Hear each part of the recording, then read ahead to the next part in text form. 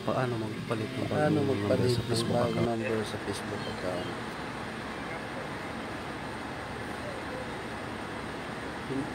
Pindutin ang tatlong guhit sa taas.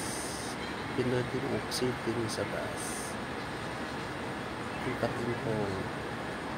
Pindutin natin. Hanapin ang information. Search. Access your information. Search your account. Scroll up natin. Scroll up and scroll down. Hanapin yung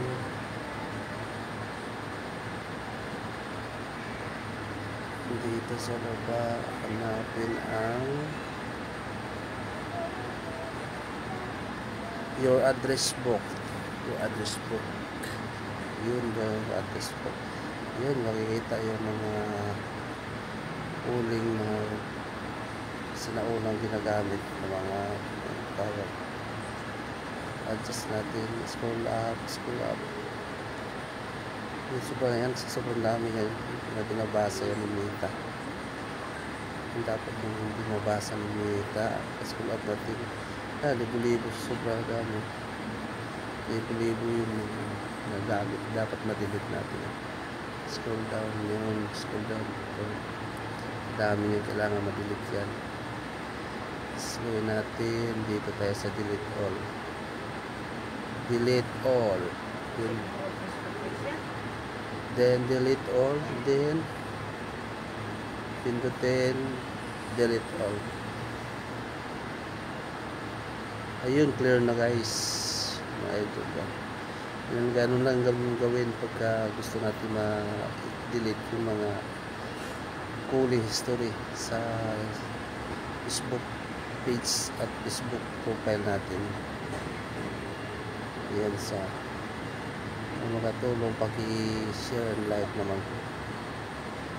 Back tayo sa Facebook account natin.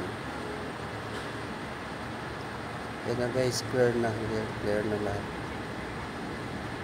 Try nyo lang sundan nyo lang yung guide na yung mga sign dyan, pindutin nyo yan. Ayan, ulitin natin yan. Ayun, so yung information, pindutin.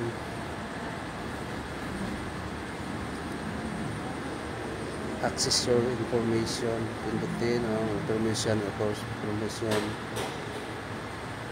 Scroll up tayo. Hanapin natin ang your address book. Yan, your address book. Yan na yun. Pindutin natin. Upload din pa guys, upload din.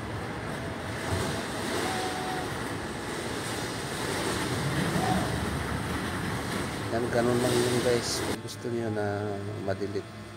Thank you for watching guys. Idol.